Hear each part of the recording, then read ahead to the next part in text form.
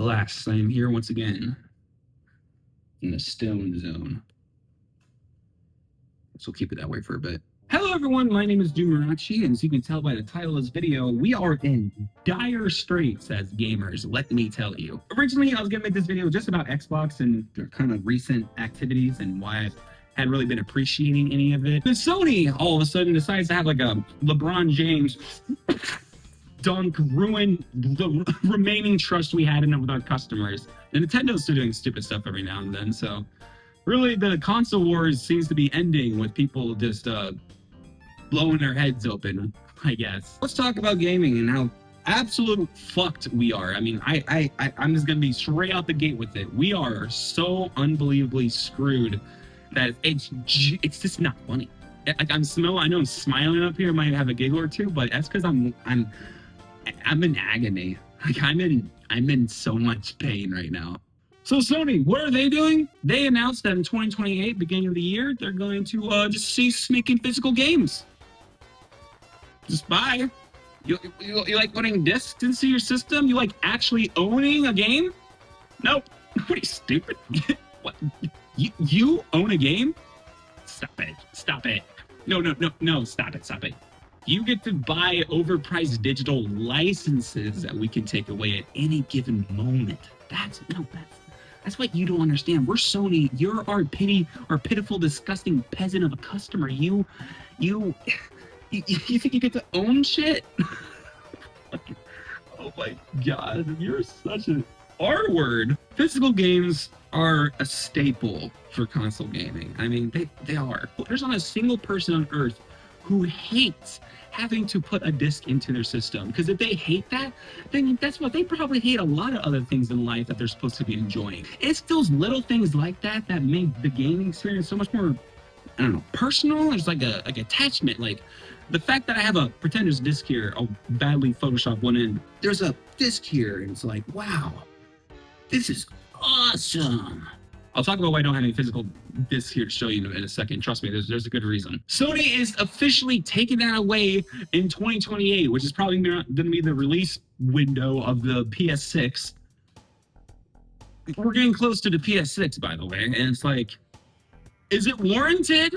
Do we really need a PlayStation 6? What major technological jumps have we had since the beginning of this decade that warrants a PlayStation 6? We don't need it. PlayStation 5 is still very much overpowered in terms of what the gaming world is currently handling. We don't need anything more powerful right now because there's no obstacles that have been left over. There's nothing that we've broken through. So why don't I have a physical disc that I can show you here? Well, it's gonna be this next part of the video, and I've already kind of had to evolve into the digital-only era because 3 years ago, I was unfortunately robbed of a lot of my belongings inside of my home. It's a very hard thing to talk about, so I'm gonna make this brief. I lost all my physical games that I owned. They were all taken, and boy, this is difficult. I don't want to talk. Just to make it simple, my physical games were all gone, and I never bothered to rebuild that collection because I don't want to fucking buy Super Mario Odyssey for $60 goddamn dollars. No! I only have an Xbox Series S. I only have a PlayStation 5 without the disc drive. And I'm fine with that. It is what it is because at least I still have my digital library and those can't be stolen by on-the-street robbers. They can only get stolen by corporations. So I'm already part of this digital-only era. I've been part of this age for a while now. And now, unfortunately, seeing everyone who didn't want to be part of that era is now kind of being forced into it because the PS6 is definitely not going to have a disc version if they're just done making discs in 2028. It's going to be strictly digital only. People are obviously going to be upset about that, and you should be upset about that. Even if you don't do discs yourself, you should be upset about this because this is a very big violation in actual ownership. And if you say, oh, well, I get to buy a game, why the hell would it be taken away from me randomly? Well, things can just happen. Sony took away licenses for movies that people bought with no refunds or vouchers or anything. They were just gone. They were just, you're supposed to be okay with that. You're supposed to be okay with that. And just the concept of the digital marketplace being dominated by Sony's rules only is so agonizing. I've already having to deal with this. The only sales that I get on my PlayStation 5 are the ones that Sony themselves approve or send through.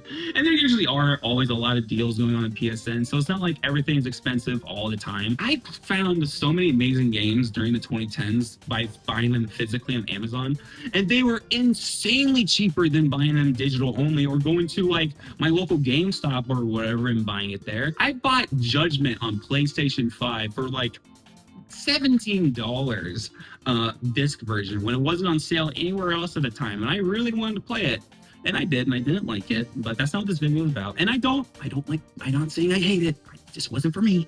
It's okay. All right, people can have different opinions. That's pretty much all I have to say about Sony. I mean, this is really strains trust of them in the next generation into the 2030s, because it's like, how much more are they willing to take away from you and pay more? Moving on to the Xbox here. Xbox has been a big part of my life ever since I was young. I mean, I owned the original Xbox. I had a 360. I had Xbox One. I have a Series S here. I don't fucking do anything with it at all anymore. I got my Series S, like, I don't know, like beginning of this decade. Whenever, like around the time it first came out, I got a Series S for $300. It's over $500 now, by the way. Welcome to the current world where the Series S, instead of going down $200, it went up $200. I got my Series S because I strictly only wanted Game Pass, my already digital library, and like maybe some other new releases if Xbox had some good exclusives coming up. Which and I liked Game Pass. It was cool having access to the latest cool games from Xbox and other third-party developers that really wanted people to play their games. But then Microsoft has started shutting down studios left and right, seemingly every single month. And it's still not ending to this day. Remember that one E3? They're like, we have so many fucking studios and Xbox game studios now. We're gonna give them the tools and we're gonna make them make some really cool shit. I'm Phil Spencer and I'm a fucking retard. What truly broke the straw that broke the camel's back for me when it came to realizing that Game Pass is just not worth it anymore was when they canceled Perfect Dark Remake, which is something I really was excited for, and they just took it away from me. They're like, hey, you want a Perfect Dark? I know we announced it like 6 years ago. It was in development hell. Here it comes again. Gone. What the fuck did I just invest? Like, I gave you guys like hundreds of dollars for what? For Black Ops 6? Black Ops 7? Jesus Christ, it's bleak. We were really in a weird hopium era for a little bit during the springtime of this year when Asha Sharma took over Xbox and things were going to be back on track. They were going to make it really feel like Xbox was a true brand that people needed to experience. And their response to that was making Gears of War E-Day an exclusive. Right, because Gears of War E-Day in 2026 is going to move an $850 console. Really? You do Halo campaign involved. Yeah, OG Halo is back. Again. We just completely ruined the visual identity of Halo. And we made it fucking expensive with no multiplayer.